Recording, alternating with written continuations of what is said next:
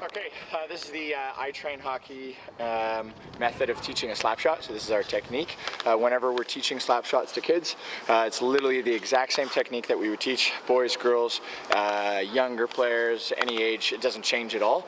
And we're going to start with stationary slap shots, and then we'll do slap shots in motion. And we'll teach exactly how you would do it, but essentially the technique is the exact same. Okay, so we have 4 positions when we take a shot, a slap shot. The first position is you want to line your feet up with your target. So if my net's over here, I will line my feet up with my target, and I'll always place the puck ahead of the belly button. So if here's exactly where my belly button is, then I'll always place it just a little bit further ahead. By the time you take the shot, the puck should actually be in line with your front heel. That's a perfect spot.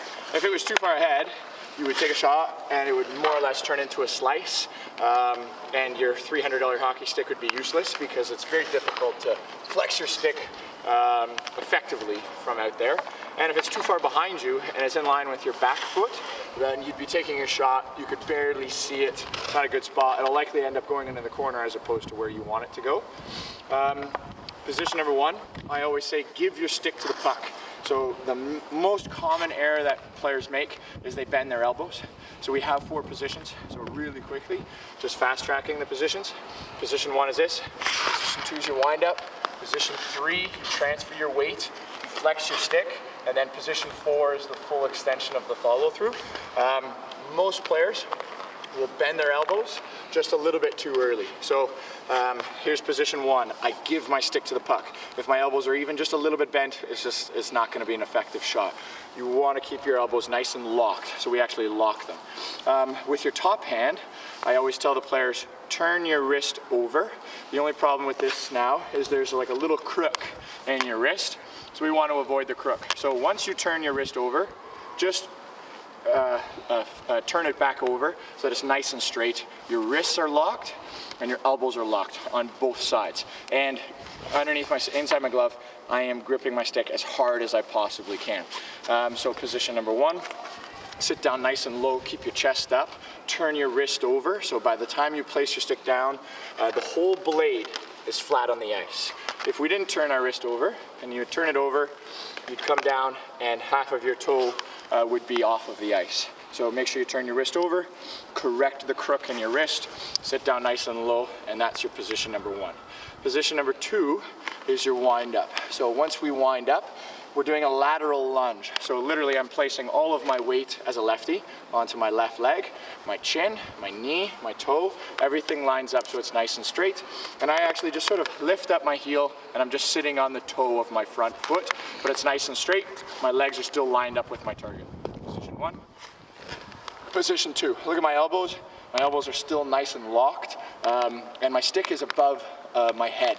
So most players, an Ovechkin type of quick release would just be a slap shot from here, and a nice big strong Shea Weber type of Zdeno Chara type of slap shot, they get it nice and high above the head. So from position 2, we place all of our weight onto our back foot. We sit up, chest up, nice and tall, knees bent. By the time you take your shot, transfer all your weight and actually take a stride from your back foot. You're taking a stride instead of just stepping onto that foot. I actually want you to turn your toe and take a stride. But all your weight, all your upper body weight, like the same strength that you have when you're using, when you're doing push-ups, all of that upper body strength is going down your arm. You're going to place all your weight down into your stick. Flex your stick nice and hard. You're pushing down into the puck as you're following through, and then your bottom hand should be pushing it forward towards the net. So position number 1, position 2, position 3, you transfer your weight. Position 4, you can finally bend this elbow and then point to your target the exact same way that you'd be doing when you're shooting a gun. One common mistake that I find with kids is they will wind up their stick, then wind up their leg, or vice versa, they'll wind up their leg, then their stick. So it's really, really important that your upper body is always coordinated with your lower body in hockey. So from position 1, watch my arms and legs, the stick comes up and my weight comes to my back foot at the exact same time.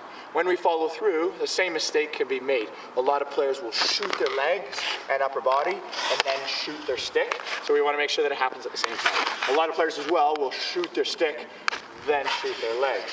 It has to be same time. Position 1, 2, same time, 3, same time, and then 4, you point to your target with a full extension. In position number 4, our follow through towards the net. I always get for fun, I'll tell the kids to turn their stick around like it's a rifle. If I was going to shoot it at you, I wouldn't be shooting it from my hip.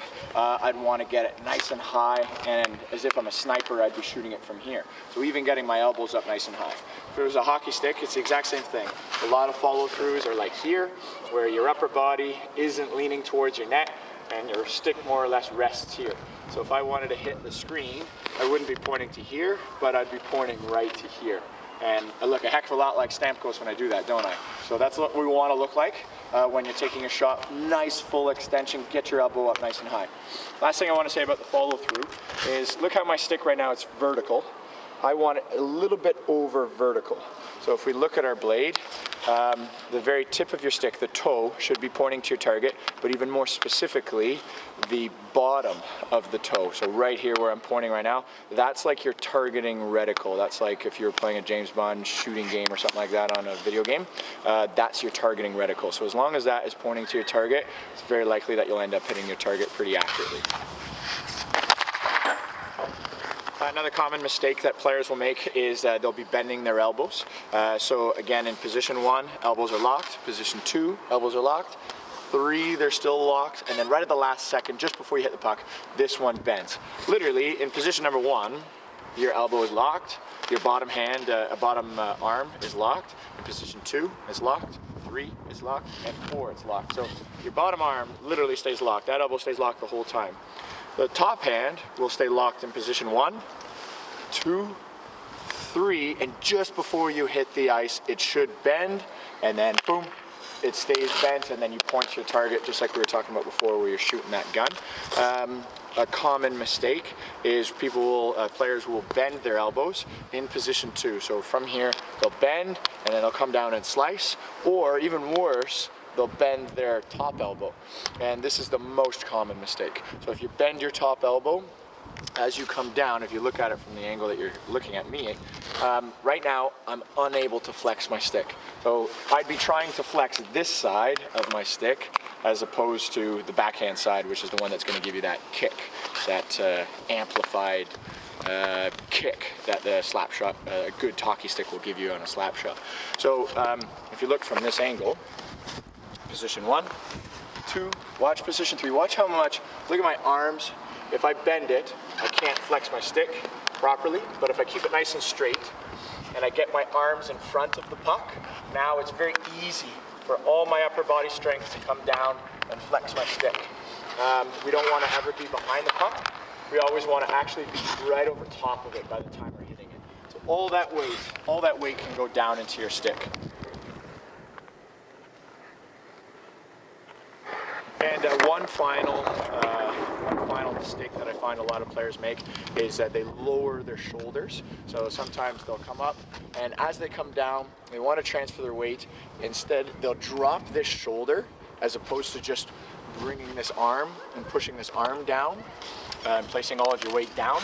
They'll maybe stand up a little bit too tall, and to compensate, they'll drop that shoulder. So if you look at my angle, my right shoulder's up here, my left shoulder's down there, and it's just an awkward angle. So you should actually be almost completely straight up. So watch my chest. Position 1, my shoulders are almost at the same length, same height I should say. Position 2, same height. Position 3, same height. And position 4, same sort of thing. So you don't want to ever dip your shoulder, dip your head. Everything should be nice and straight, chest up the whole way through. One last thing is a lot of players, when they follow through in position 4, everything will be going towards the net, leg and everything, except their chest is almost pulling away from their target. They do this a lot in slap shot one-timers. So you want to make sure that you're striding actually towards your target. Everything's leaning towards your target. Last thing to do with a slap shot is with your shot, the puck has to hit the heel. So sometimes you can get away with taking a snapshot off of the toe of the blade or midpoint of the blade. With a slap shot, no matter what, has to be taken off on the heel. If you shoot it off the toe, it'll have a certain sound to it. It'll sound like a twig breaking. It's like really, really weak, but nice and strong. This is the strongest point of your blade, so that's the point where you always want to hit it on the heel. Once it hits the heel, very naturally, if it's a nice, hard, loud, explosive shot, and I mean loud, like it should sound like an explosion when you hit it, it'll just very, very naturally make a loud noise, and the puck will create the saucer technique that we need.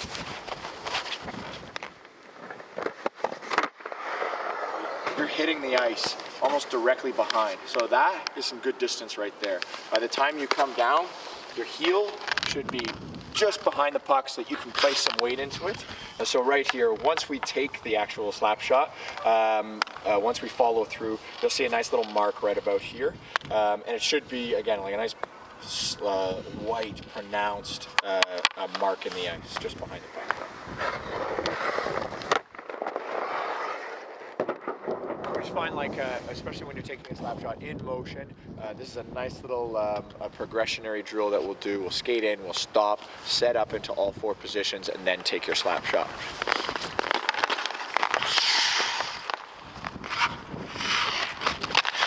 The tempo of a slap shot needs to be really, really fine-tuned as well for players. We find like they wind up really, really fast, and they come down and follow through really fast as well too.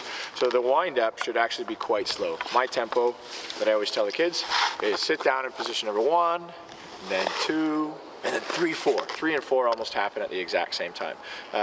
So a lot of the kids, they have their tempo is 1, 2, 3, 4, and it's just too quick. Okay, so especially when they're first learning to take a slap shot, a good tempo: 1, 2, 3, 4, and 3 and 4 again.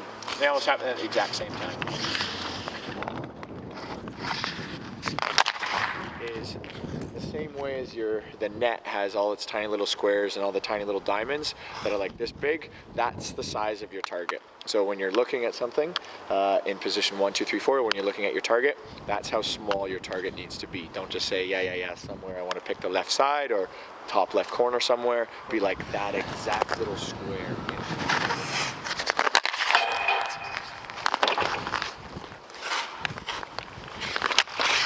Okay, so final stage, when you're taking a slap shot in motion, so actually in stride, we tell the players, as a lefty, place the puck to the left side of your body, just sort of casually. Always place it to the side first. And then what we need to do is actually set the puck. So you're going to set the puck ahead, and it should be at least 1 stick length ahead. If not, 2 stick lengths ahead is fine. This will give me enough time to get into position number 1, and then into position 2, sort of gently guide my body towards the puck, and then by the time I reach the puck, all you need to do is get into 3 and then position 4. A lot of players, when they're taking their shots, they will set the puck ahead, but not out to the side. So if I set the puck ahead and then I try swiveling around the puck, it's more or less really, really awkward. We want the players actually skating straight the entire time. So start with it to the side, set it ahead. That'll give you enough time to get into 1, get into 2, and then boom, 3 and 4. Every one of their shots, we tell them, if a robot was taking a slap shot, it would be very, very mechanical. So I want you to look mechanical, look like a robot taking a shot. It shouldn't be something very casual, but instead it's 1, 2, 3, 4. So very, very strong, very aggressive stances.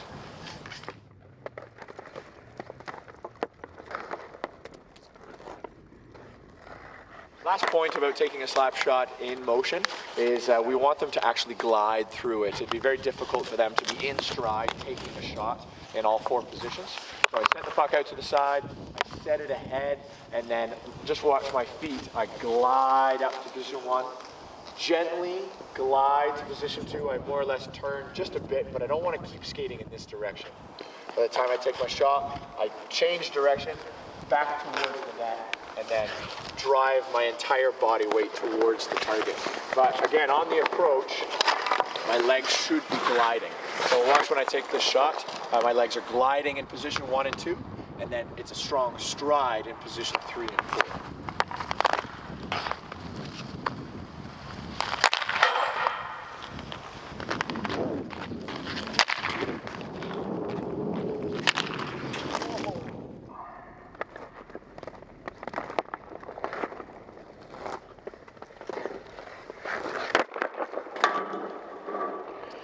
Okay, so one thing that I find players do in their follow through is their back leg, they're not really sure what to do with it. So what I want you to do is just sort of drag it and just sort of drag your toe. A lot of players will have their leg actually finish over here. I'm really off balance right now. Some other players will actually take the shot and then lift it up. Lifting it up's not too bad, but you just don't want to lift it up too high. There's guys that I've seen just again way too high. So I like, again, just sort of dragging it as I'm placing all my weight onto my front foot.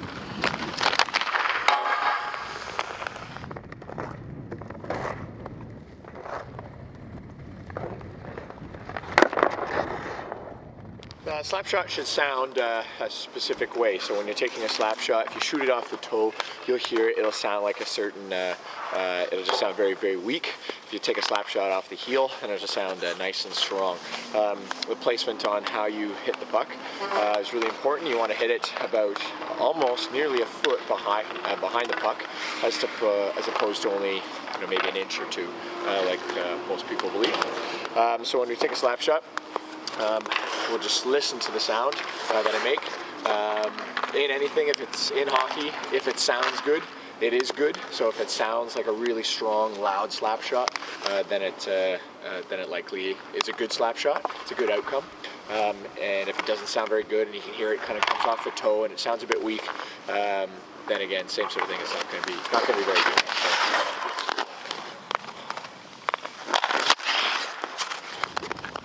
So, one common error that most kids make is instead of making the 4 steps that you're supposed to take in taking a slap shot, which is 1, 2, 3, and then 4. 1 being just the setup, 2 being the wind up, 3 being the weight transfer, and then 4 being the full extension of the follow through.